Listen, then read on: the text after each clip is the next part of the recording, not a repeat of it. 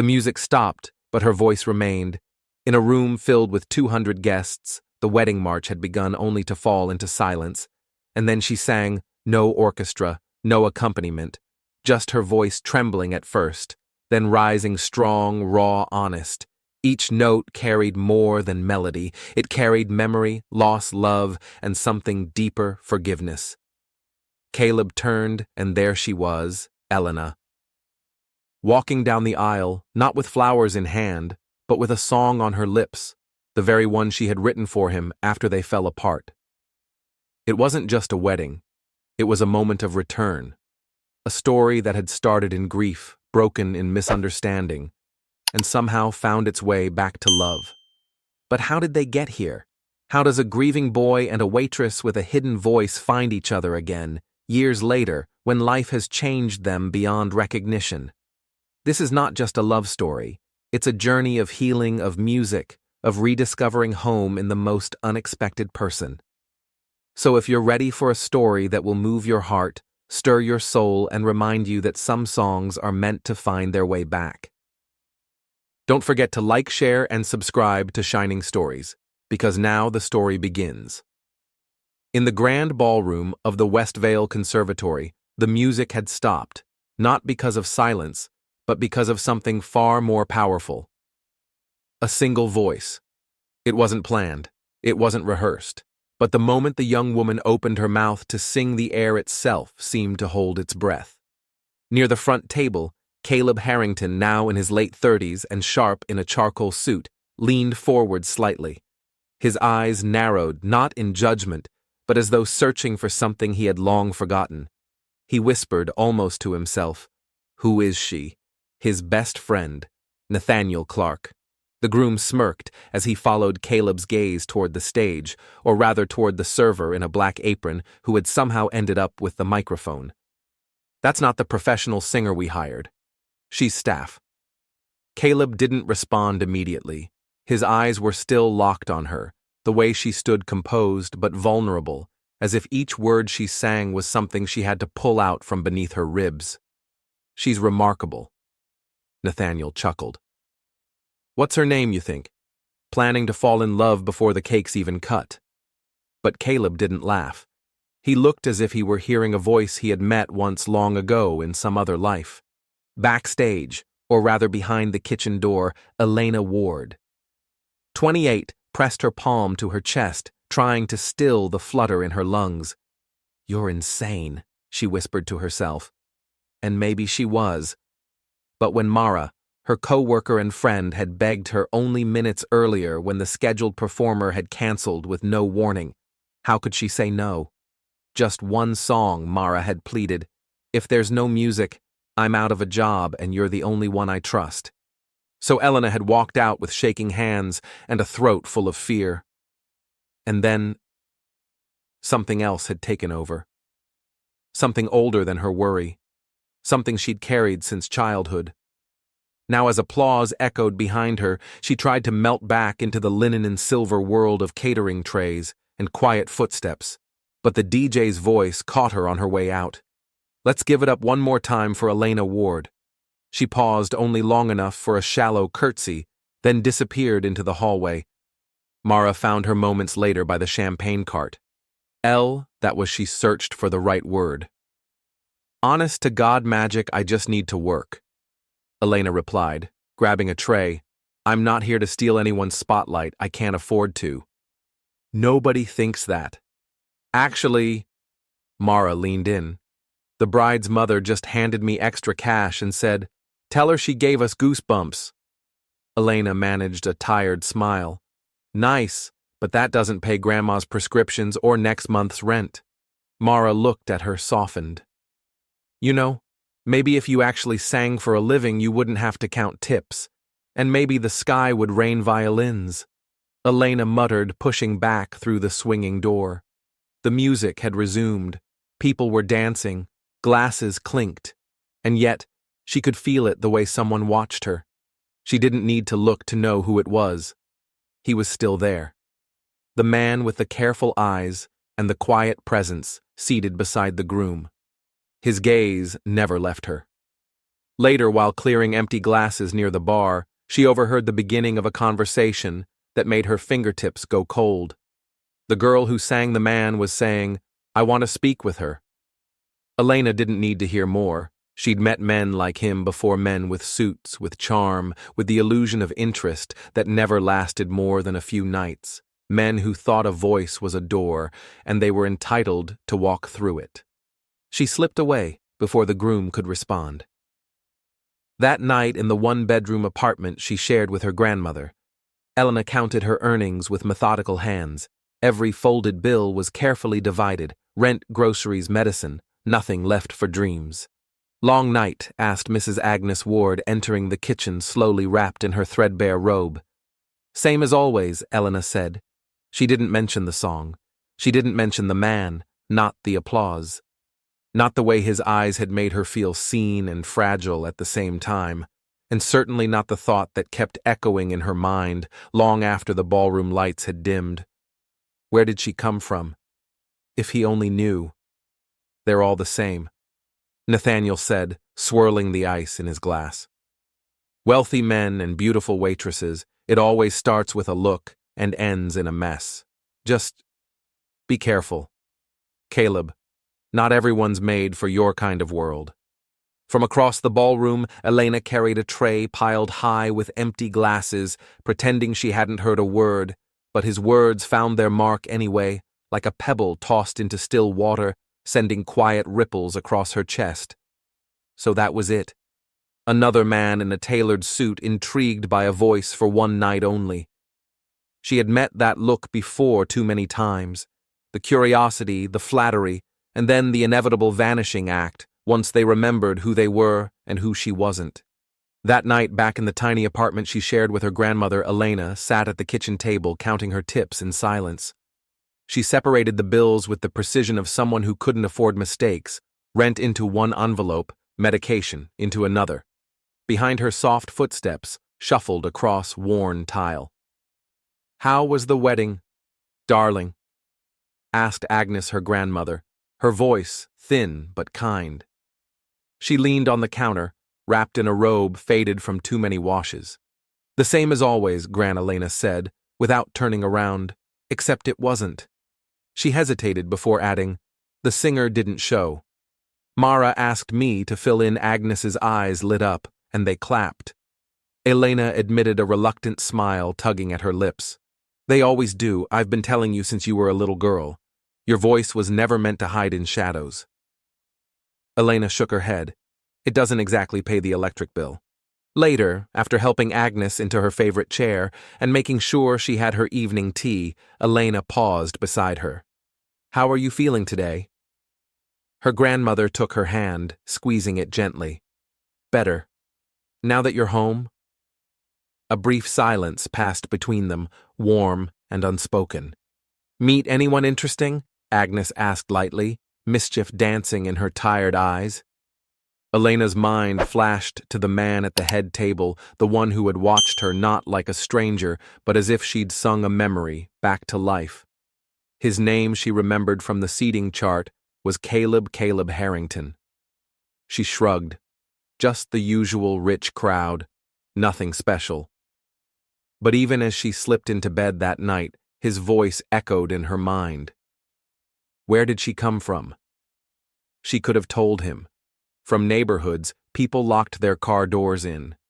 From rooms with water-stained ceilings and dreams folded beneath rent receipts, from a life full of almosts, and she was no one's passing curiosity. Not again. Across the city in a glass-walled office high above Graybridge, Caleb sat with his elbows on the desk, eyes fixed on the horizon, but seeing nothing. 2 weeks had passed since the wedding. 2 weeks, and he still heard that voice in his sleep. Caleb. The sound of his cousin's voice cut through the silence. Mason Harrington, younger by 2 years and always too sharp for his own good, leaned casually against the doorframe. You've been off ever since you came back from France. Meeting starts in 20 minutes. Caleb blinked, dragging himself back into the room. I was thinking about the expansion pitch. Sure you were? Mason smirked. Looked more like the face you made at the wedding. You remember when that waitress started singing and you forgot how to breathe?" Caleb didn't respond. "Come on," Mason added, checking his watch. "The numbers for the new tech campus are solid. We break ground in 6 weeks." Once Mason had gone, Caleb reached for his phone. He didn't hesitate this time. "Nate," he said when his friend picked up the woman who sang at your wedding. "Do you know her name?" Nathaniel chuckled. "I was wondering when you'd ask. It's not like that, right? You're just professionally intrigued." Caleb ran a hand through his hair. "I think I know her. Or at least, I knew her voice a long time ago." "You're serious?" "I was 16, Caleb said softly. "The day of my mother's funeral. There was a girl. She sang just one song. I never saw her again, but I never forgot the sound. There was a pause on the other end of the line. That was over 15 years ago." Nathaniel said quietly, "You really think it's her?" "I don't know," Caleb murmured, "but I need to find out. Am I really going to walk up to her and say, 'Hey, remember the day my mother died?'" Caleb said quietly, the weight of the thought settling in his chest like a stone. "I don't know, man," Nathaniel replied from the other end of the line, "but I think you need to figure it out. Look, the event coordinator might know how to reach her Mara. Something I'll send you her number." 3 days later, Caleb sat alone in the back corner of Maison Riverstone, the upscale bistro where the reception had taken place. The restaurant was quiet at this hour, the afternoon light slanting through tall windows, throwing soft shadows across the floor. He was nervous in a way that felt strange, almost unfamiliar. He hadn't felt this way since he was a boy. His palms were damp, his heart too loud. When Mara Jensen finally walked in, she wasn't alone. Elena was with her. Caleb instinctively leaned back into the shadows of the alcove hidden by a decorative column.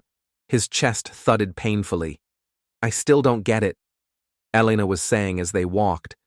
"Why would someone want to hire me without even meeting me?" Mara gave a gentle shrug. "They saw you perform at the wedding. They were impressed. The offer is 3 nights a week, steady pay and no dishes to wash."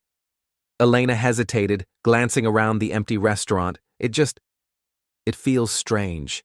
"What feels strange," Mara replied, "is you serving drinks when you sound like you belong on a stage."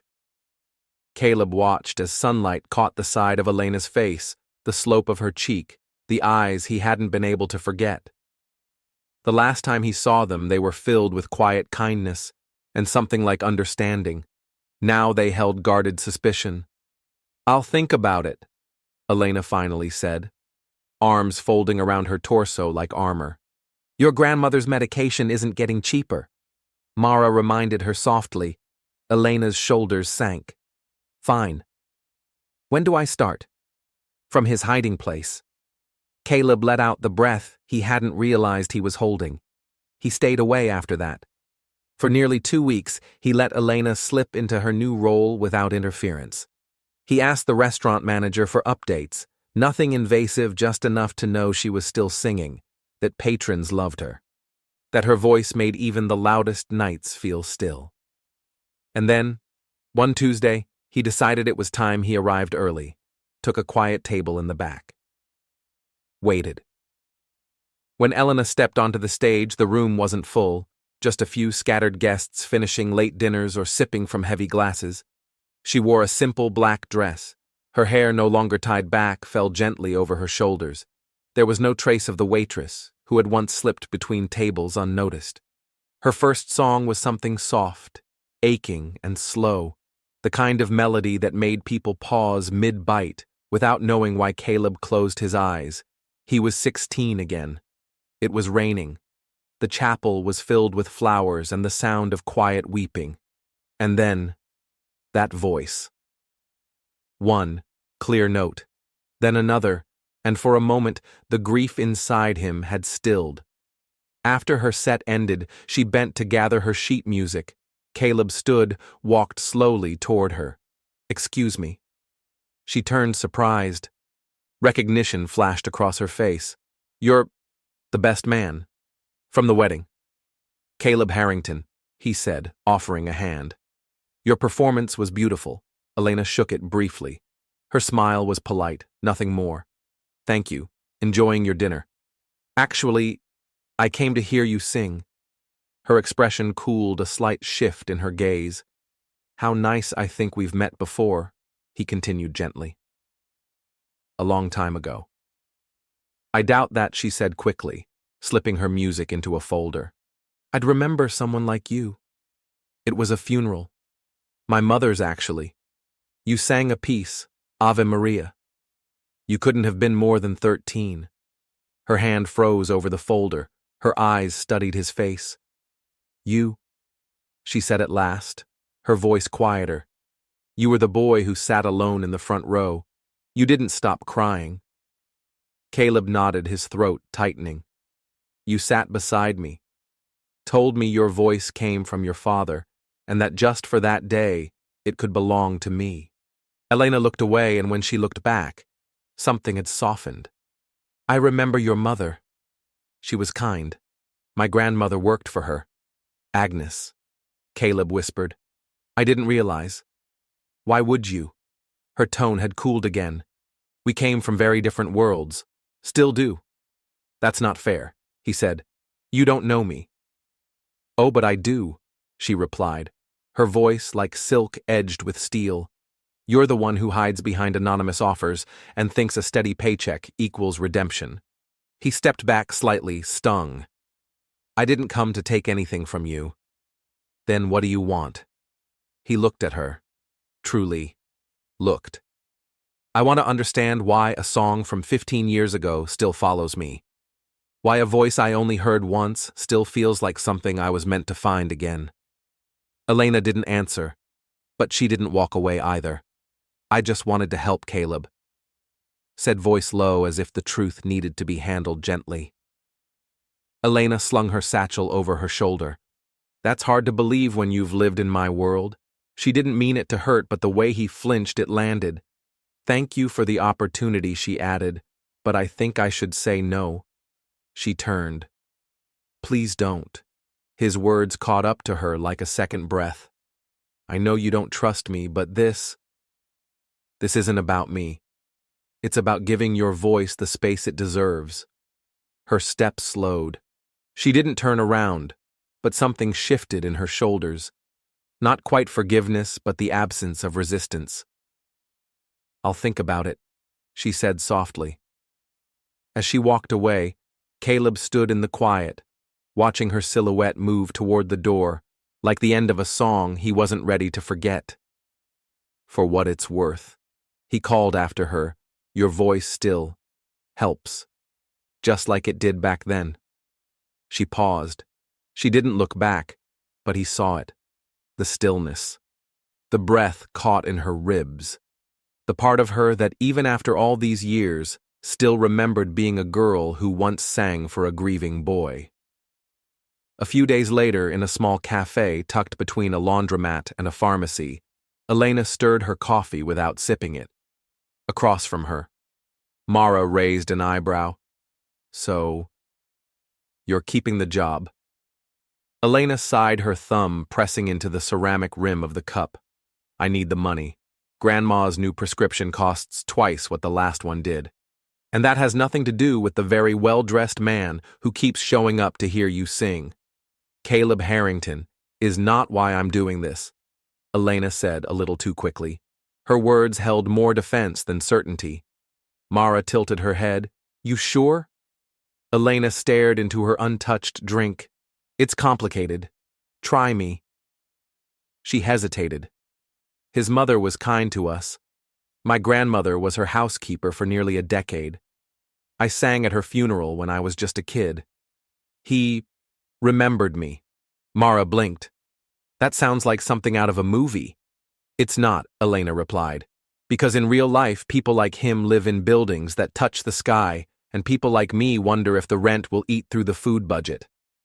Mara smiled, and sometimes those two worlds meet in unexpected ways. Elena rolled her eyes. This isn't one of your love stories. Mara. But over the next few weeks, Caleb kept showing up, always at the same table, always quietly listening, always staying until the final song faded into silence. One evening, after a set of original songs she hadn't meant to perform, she found him waiting by the stage door. His coat collar turned up against the night breath visible in the autumn chill. "You sang something new tonight," he said. "I'm trying some things," Elena replied, wrapping her scarf a little tighter. "Finding the edges of what my voice can do." "I liked it," he said, then paused. "Would you maybe have dinner with me sometime? Just to talk about music." She narrowed her eyes. "Just music, and maybe why you've spent the last 3 weeks dodging anything personal." She laughed, a quick, surprised sound. "You don't give up easily, do you?" "I've learned not to waste time." She studied him for a long moment. "Fine one dinner." "As colleagues." His smile was quiet and real. "I'll take it." He didn't take her to a rooftop or a 5-star bistro. Instead, he brought her to a little family-run restaurant in a corner of Eastwind she hadn't visited since high school. The owner greeted him with a bear hug. "You know this place?" she asked, genuinely surprised. "I grew up 6 blocks from here," Caleb said, pulling out a chair for her. "Antonio, the guy who runs the place, helped me pass calculus when I was trying to get a scholarship. Wouldn't let me leave until I could recite formulas while folding napkins." She blinked. "I thought you were born into privilege." Caleb smiled, wistful. "My father drove a cab. My mother cleaned houses. Everything I have now, I built after they were gone."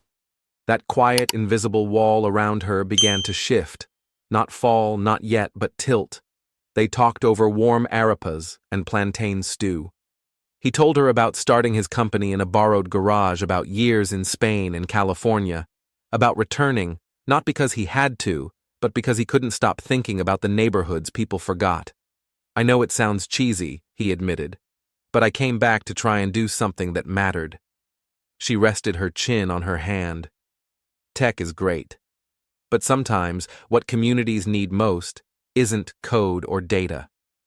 He smiled, like music. She didn't answer. Instead, she asked, "What about you? What's your dream now that you've built the skyscraper?" He looked at her for a long time. "You tell me yours first. What did you dream of?" Caleb asked gently, before life interrupted.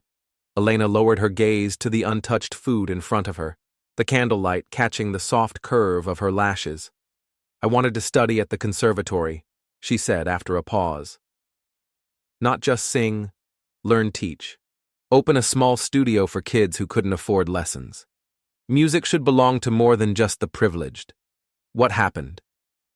"Reality," she replied simply.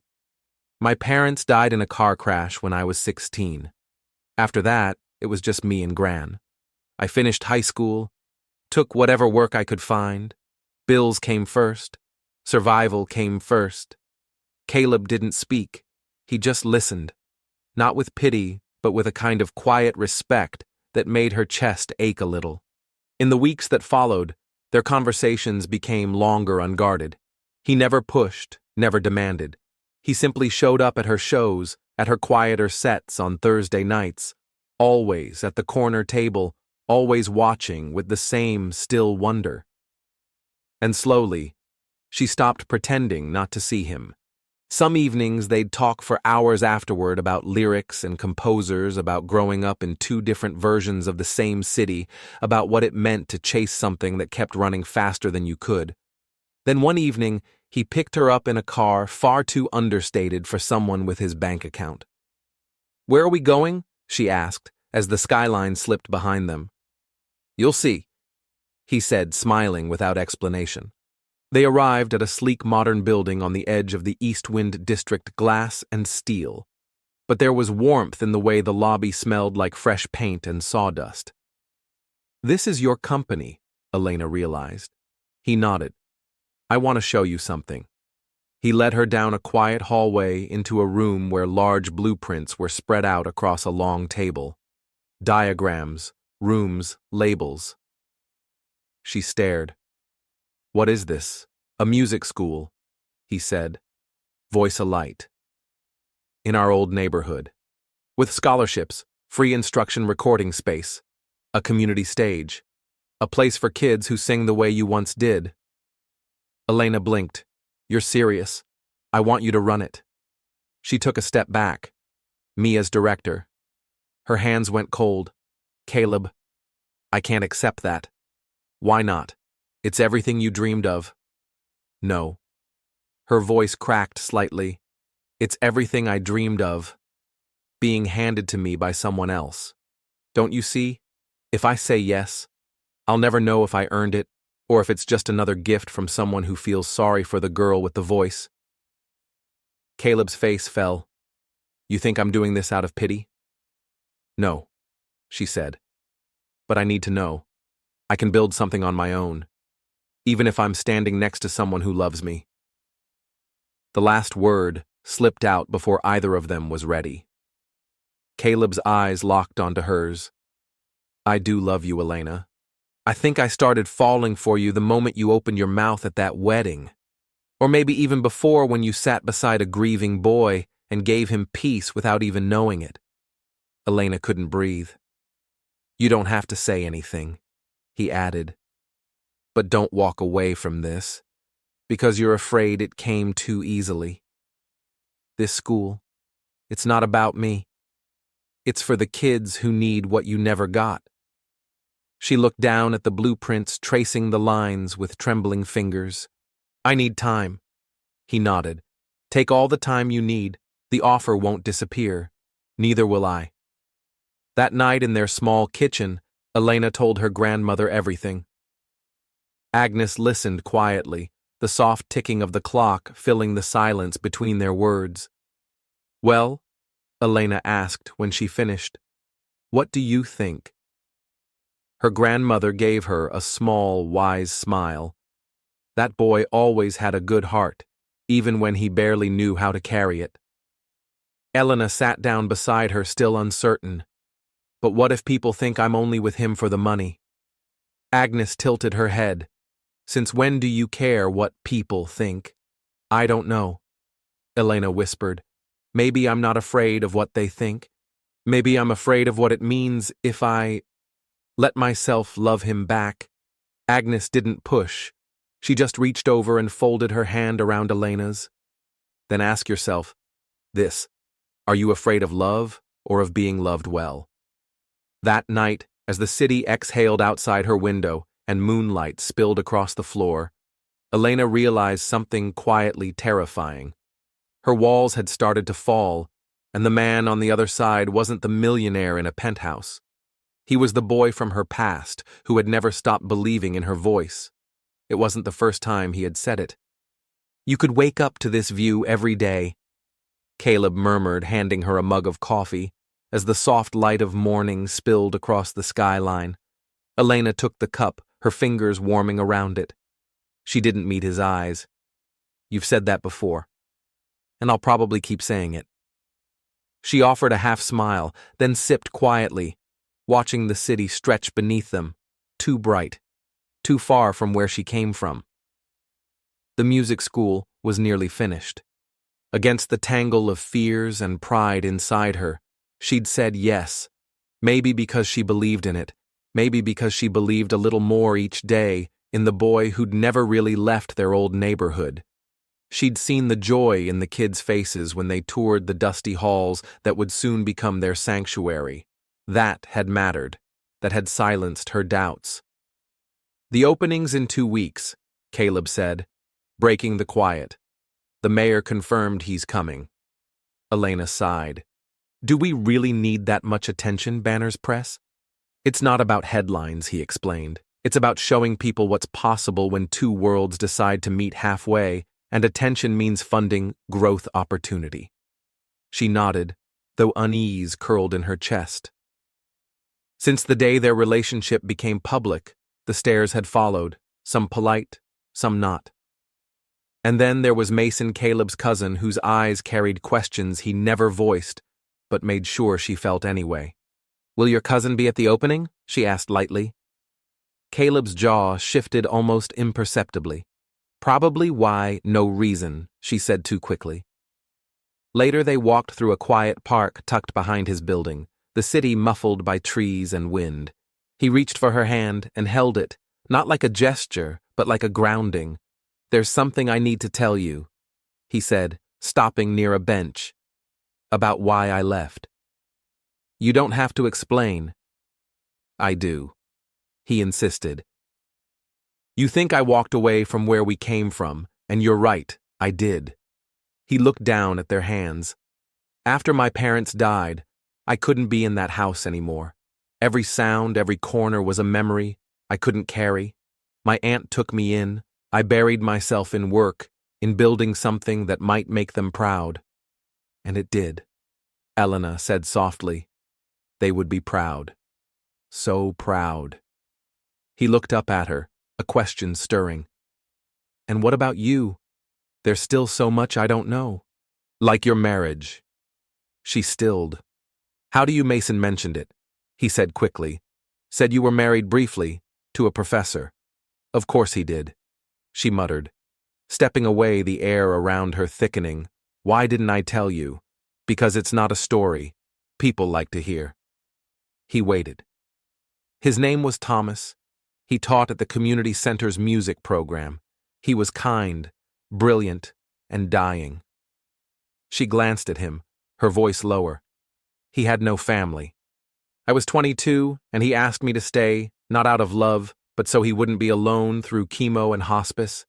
We married, so he could leave me his instruments, his music archive. He wanted it to go to someone who would use it, not lock it in a storage unit." Caleb's eyes softened. "After he died," she continued, "his relatives contested the will. Said I'd manipulated him. Called me a liar, a thief." "What happened?" Caleb asked gently. "The court sided with them. I didn't fight it. I couldn't take any more of being looked at like that." She turned to him, "Then all walls stripped away. That's why I move carefully. Why I hesitate, because I've seen what people can believe when they want to tear something down." He stepped forward, arms wrapping around her. "I'm sorry you had to carry that alone." She let herself lean into his warmth for just a moment, then pulled back, looking into his eyes. "That's why I'm scared of the school of us. You don't get to ignore what people whisper in your world. I don't care what they whisper," Caleb said, steady and sure. "You should," she replied, "because in your world, perception isn't just noise, it's currency." 2 weeks later, the old building was unrecognizable. Once hollow and forgotten, now it gleamed with hope. Fresh paint, polished floors, windows that welcomed sunlight like an old friend. Inside, laughter-echoed music equipment had been installed. Instruments lined the walls, a small recording room nestled in the back corner. Elena stood just inside the doorway, watching neighborhood kids explore with cautious wonder, like they couldn't believe they were allowed to touch the piano, let alone play it.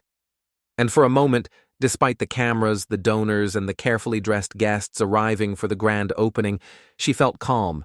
She belonged here, at least for now. In one corner of the music school, a small recording studio quietly hummed with newness. Children wandered between keyboards and violins, their laughter threading through the bright, airy halls like wind through open windows. The building, once a forgotten shell, now pulsed with life. Elena, graceful in a modest blue dress, led the mayor through the classrooms with quiet pride. Her posture was poised, but her heart beat fast. This wasn't her world.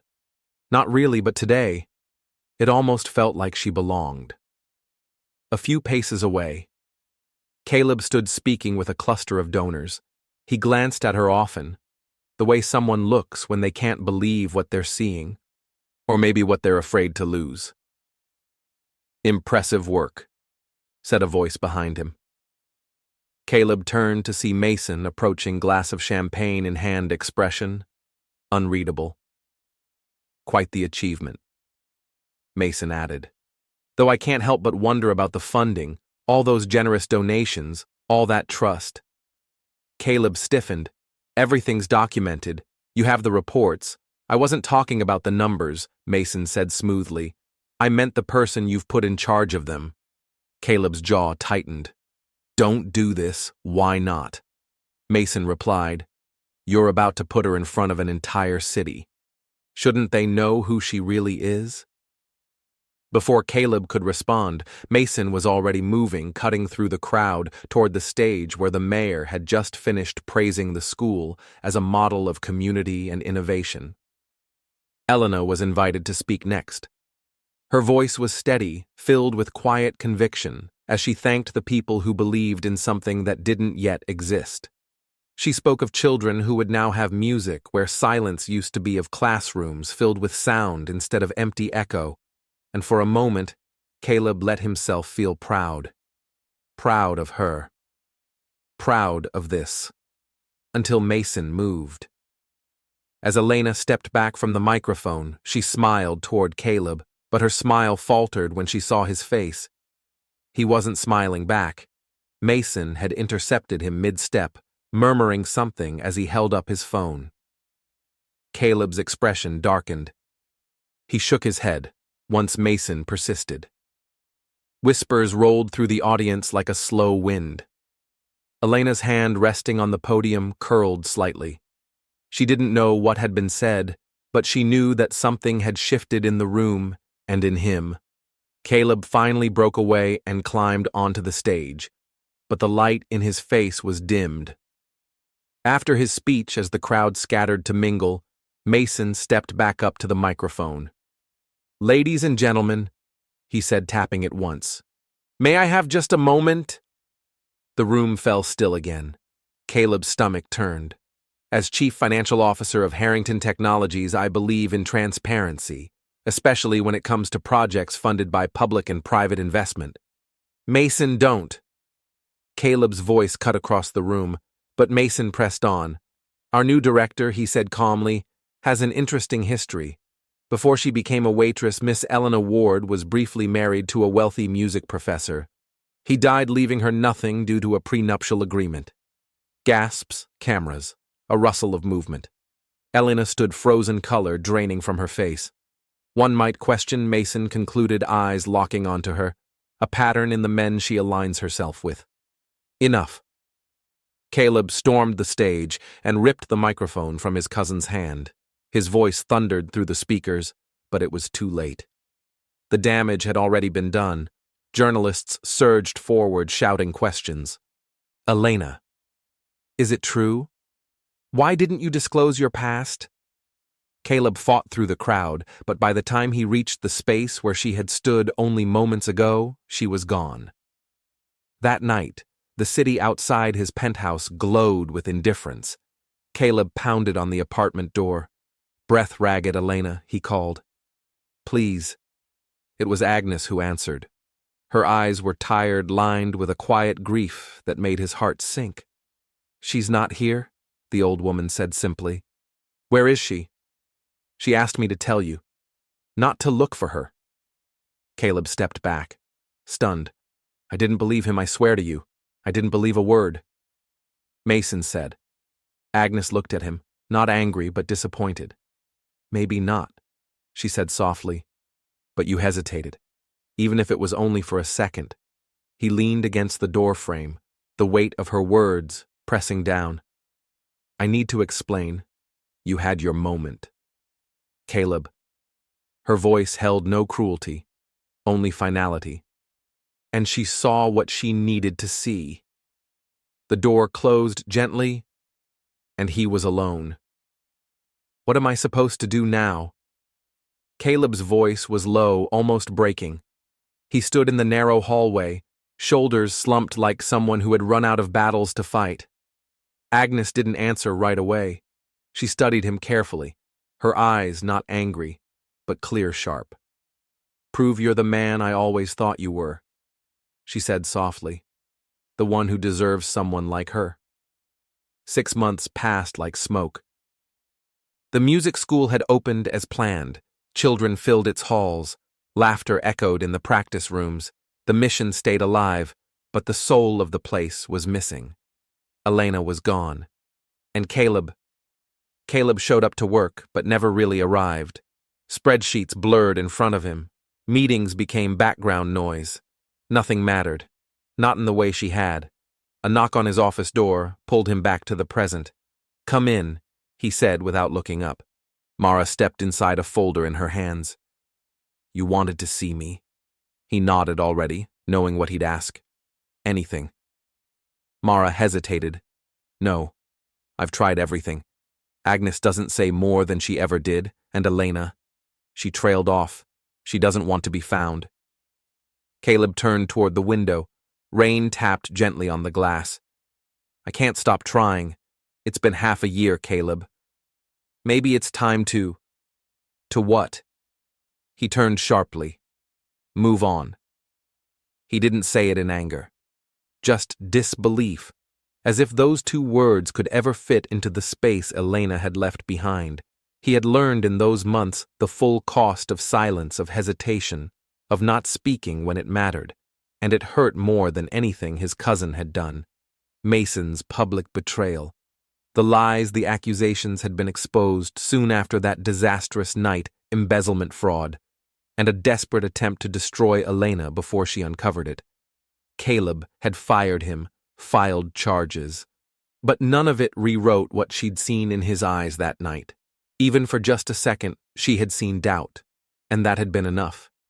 "She's stronger than you give her credit for," Mara said quietly. "She always has been." That evening, Caleb drove across town toward a neighborhood he now knew better than most maps. The small apartment above the florist shop, the one Elena used to share with her grandmother, looked just the same. He climbed the stairs 2 at a time. Agnes opened the door. Her face softened. "You're early today. I brought your medicine," he said, holding up the pharmacy bag along with a brown paper bundle of mangoes and tea leaves. "Always so thoughtful," she said, stepping aside. "Coffee's on." They sat at the tiny kitchen table where he'd shared many quiet, wordless afternoons with her. But today, he noticed the slump in her shoulders, the fatigue behind her eyes. "Are you feeling okay?" "Just old," she replied with a half-smile. "Doctor says the heart's a little more stubborn than it used to be." Caleb frowned. "Do you need a specialist? I can make a call." "There's nothing they can do that isn't already being done," she said, patting his hand.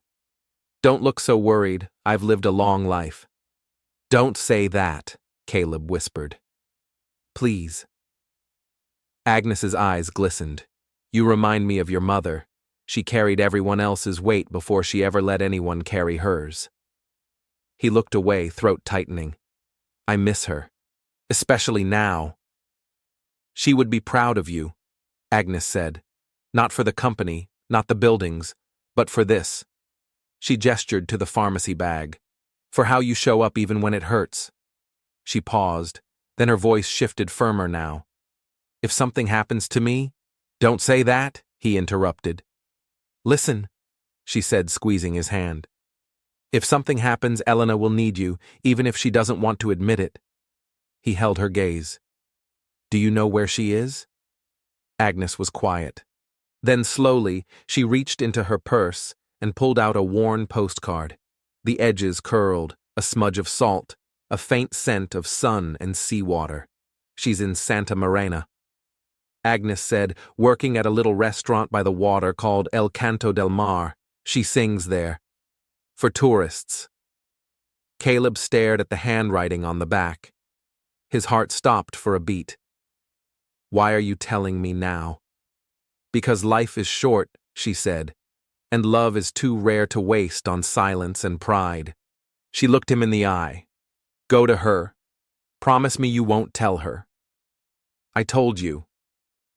Agnes had said, her voice barely above a whisper. "She needs to believe it was your heart that led you to her, not mine." 2 days later, Caleb found himself standing on the edge of the Caribbean, the warm breeze tugging at his sleeves as the sun dipped low behind the rooftops of Santa Maris. The town was beautiful. Postcard, beautiful with colonial facades and salt-worn shutters and the sea shining like glass. Under any other circumstance, he might have paused to take it in. But not today. He found El Marinero, the beachside restaurant Agnes had described. It wasn't grand, just a scattering of tables under string lights, open to the sand and sky. Music drifted from the far corner, where a small wooden stage stood waiting. Caleb sat at a corner table, heart beating too fast. And then he saw her. She moved effortlessly between tables, her hair lighter from the sun, her skin carrying the bronze glow of a life spent outside under something warmer than city light. But what struck him most was her smile. It wasn't the polite, measured one she wore at galas or interviews. This one was open, unburdened. She looked for the first time in so long, like someone who had stopped running. The stage lights flicked on as the sun kissed the horizon. She climbed the few steps without announcement, picked up a guitar, and sat down. Then she sang. The voice that left him breathless 6 months ago had changed. It had deepened. There was something rawer now, not broken, but weathered wiser. She sang a song he didn't know. Something she must have written herself. It was a song about loss, about leaving, and about finding your way back, not to a place, but to yourself. When the last chord faded into the hush, the applause was immediate. Caleb clapped too, though his hands trembled, and then, as if drawn by something unseen, her eyes found his. She froze, her smile vanished. But she didn't run. Instead, she offered him a single brief nod before turning back to the microphone to begin another song. He waited through every note, every verse, one beer untouched, sweating on the table. When her set finally ended, she stepped down and made her way toward him. Her expression was unreadable, not cold, just careful. "What are you doing here?" she asked. "Skipping any pleasantries I had to see you? How did you find me?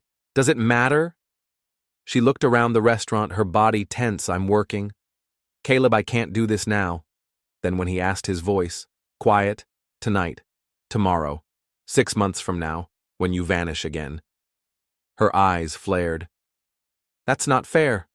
Neither was leaving without letting me explain. A man in a kitchen apron approached, eyes narrowing. "Everything okay, Elena? This guy bothering you?" She shook her head. "It's fine. Miguel, just an old friend from the city." Miguel didn't look convinced, but walked away. Elena turned back to him. "I finish at 9. If you want to talk, meet me at the end of the pier." 2 hours later, they walked in silence, the pier creaking softly beneath their feet, the moon casting silver across the waves. "You look different," Caleb said at last. "Good. Happy I am," she replied. "This place, it gave me space. I've been writing. Playing living." I'm glad he said and meant it, though the ache in his chest made the words heavy. She stopped walking. "How did you find me?" He hesitated. "No one sent me," he said truthfully. She held his gaze. "Caleb, I need to know. I've been searching for you since the day you left." She nodded slowly, starting to walk again. "I saw the articles Mason was arrested." He sighed. "Embezzlement. He was stealing from the company. That's why he went after you. He thought you'd lead me to the truth." She looked at him for a long time. "And did you believe what he said about me?" He stopped. "I didn't believe it. Not for a second. But I hesitated. And for that, I'll never forgive myself." Elena didn't speak for a while. When she did, her voice was steady. "I have a life here now. I write songs. People listen. A producer from Bogota heard me last week. He offered me a contract." Caleb swallowed. "That's amazing." "It is. Are you going to take it?" She looked out over the water, then back at him. "I don't know yet. For the first time in my life, I have choices. That means more than you can imagine." "I can imagine," Caleb said quietly. They stood there with the ocean whispering at their feet, and a future neither of them could quite name waiting, just out of reach. "That's incredible," Caleb said quietly, though his heart felt like it was folding in on itself. Elena stood beside him, the moonlight catching in her hair, her voice tinged with both pride and hesitation. It would mean moving to Spain for 6 months, she continued. I'd be working directly with a team in Barcelona, producers, songwriters. It's the kind of opportunity I used to think only belonged to other people. Spain, Caleb echoed. The word tasted foreign on his tongue. That's far. She nodded. I know. When would you leave? If I accept? Next month. He turned, resting his elbows on the railing of the pier. The sea beneath them was black and infinite. And will you accept? She joined him at the edge, the wood creaking softly under their weight. I haven't decided. It's everything I've ever wanted to be heard, really heard. To share something that came from my own hands, my own hurt. Then you have to go. Caleb said, his voice low. Even if it means being apart. She looked at him, startled. Apart. He faced her, then, eyes clear, despite the ache behind them. I lost you once. Because I hesitated. Because I let silence speak louder than love. I won't make that mistake again. Her lips trembled. If you go to Spain, I'll wait for you. If you want to stay here, I'll move to Santa Maurice. Whatever it takes. Whatever you need. Tears welled in her eyes. It's not that simple, she whispered. It is to me, he replied. I love you. I've loved you since before I understood what love costs. And I'll keep loving you no matter where you sing. And what about your life? Your company? The school? None of it means anything if I'm not building it with you in the picture. Elena looked down, wiping a tear from her cheek. I need time. I know. He reached into his jacket and pulled out a small card. I'll be staying at the Santa Lucia Inn for the next week. After that, well, you know how to find me. As they parted at the end of the pier, Caleb resisted every instinct to pull her into his arms. Instead, he watched her walk away, bathed in moonlight, as beautiful and untouchable as a prayer. He prayed it wouldn't be the last time. 1 year later, Elena stood in the quiet of a sunlit dressing room, the soft rustle of fabric, the only sound. The mirror reflected back a version of herself she barely recognized, not because of the dress, though it was beautiful in its simplicity, flowing in ivory layers to the floor, but because of the calm in her eyes. You look radiant, Lucia said, adjusting the delicate sprigs of white flowers in her hair. Elena smiled nervously. What if I forget the lyrics? You wrote the song. Lucia laughed. Besides, if anyone can sing at their own wedding without falling apart, it's you. The journey back to this moment hadn't been easy. After Caleb found her in Santa Maurice, Elena had taken the leap. She accepted the offer.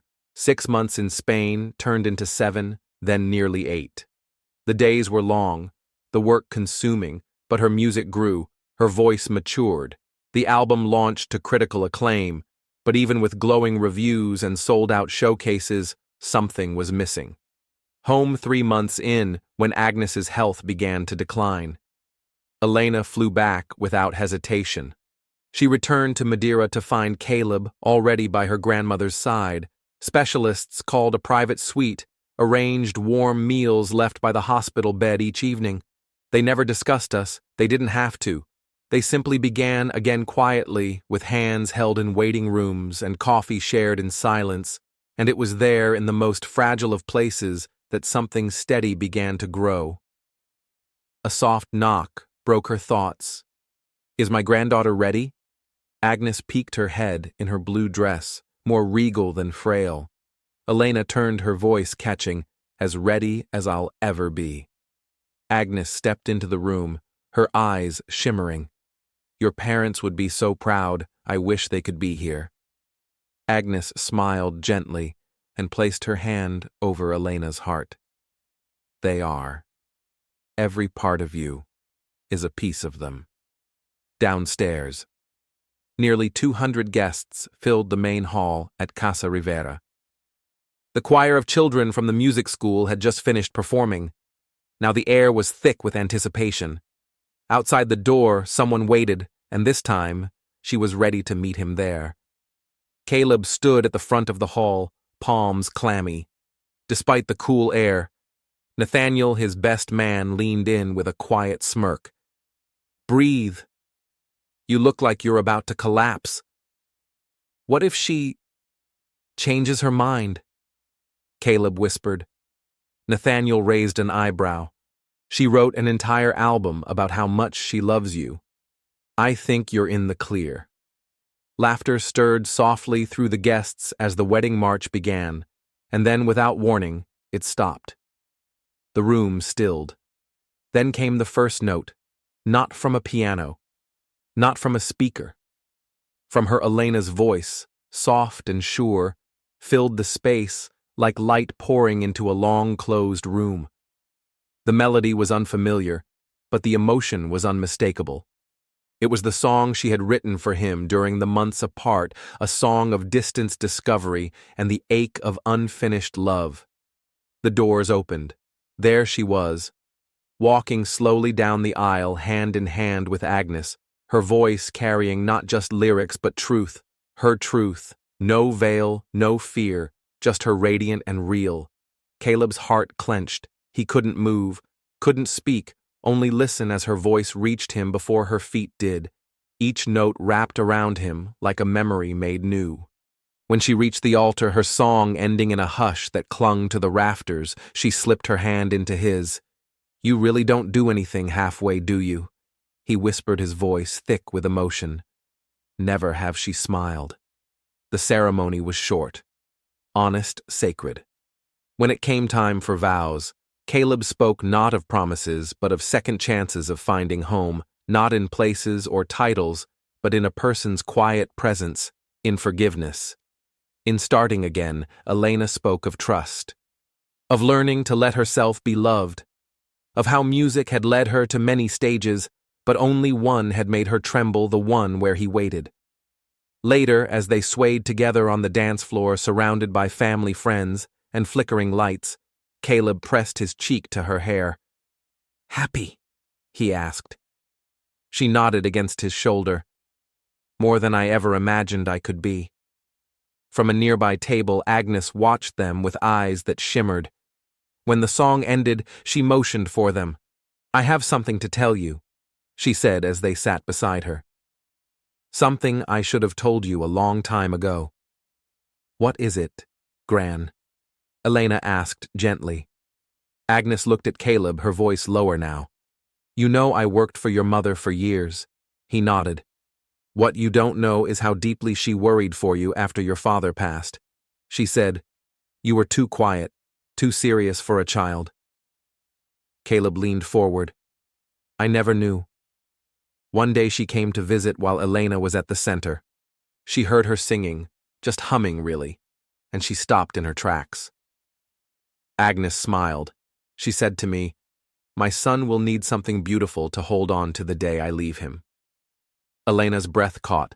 She asked me to invite Elena to sing at her funeral. She said music might reach a place no words could. "You never told me," Elena whispered. "She made me promise not to," Agnes replied. She said, "Some things are better discovered in their own time."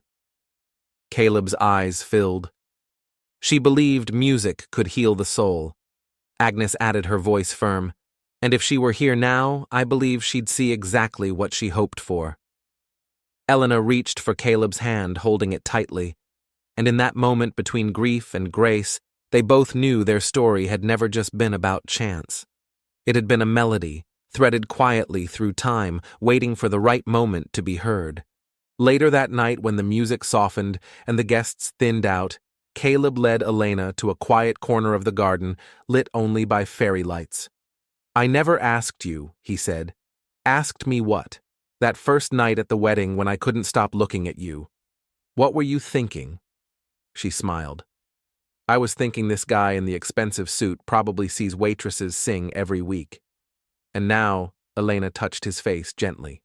"Now I know that guy in the expensive suit was just a boy from my neighborhood, still trying to find his way home." Caleb pulled her into his arms, and this time, there was no hesitation. "Where did you come from?" Caleb whispered into her hair, holding her close as the celebration hummed softly around them. Elena laughed, resting her forehead against his shoulder. "Same place as you," she murmured. "We just walked different roads to get here." When they rejoined their guests, Elena felt something quiet settle inside her. Not excitement, not adrenaline, something deeper. Peace. The music school was no longer just an idea on a blueprint. It was alive, full of color and sound, laughter and second chances. Children from neighborhoods like theirs were discovering their voices and themselves in ways that once felt impossible. Her music career had grown beyond anything she'd dared to imagine. Her album had opened doors across borders, and her voice, the one that had once only filled empty cafes, now filled concert halls. But more than the applause, more than the awards, she'd found something even rarer. A love that never asked her to choose between who she was and who she was becoming. From across the room, Caleb watched her move through the crowd, greeting old friends, her smile radiant but real. He still couldn't quite believe it, that the girl who once vanished under stage lights had in the end lit up his entire life. She hadn't just surprised the world with her voice. She'd surprised him with the greatest gift of all. A second chance at family, at meaning, at a kind of love he'd never thought he deserved. 5 years later. Caleb sat on the porch of a modest, sun-dappled house tucked in a quiet corner of the city. It wasn't the penthouse people expected him to choose. It wasn't made of glass and steel. It was made of warmth and wood and the sound of life humming through its walls. Inside, he could hear singing, not the bold, stage-worthy kind that earned international acclaim, but a lullaby. Soft, familiar. Elena was putting their daughter to sleep. 3-year-old Mira, named in part for the woman who had first taught Elena to listen closely, her grandmother Agnes, had just drifted off. Agnes had lived long enough to meet her great-granddaughter, and even in her final months had insisted on holding Mira during every song. After she passed, Elena and Caleb had created a music program in her name, connecting young students with elderly mentors in care homes across the city. Finally asleep, Elena whispered, stepping onto the porch. She sank into the chair beside him, exhaling into the stars. "She's stubborn," she added, like her mother. Caleb teased. "I was going to say like her father." They laughed, the kind of laughter that comes easily when there's nothing left to prove.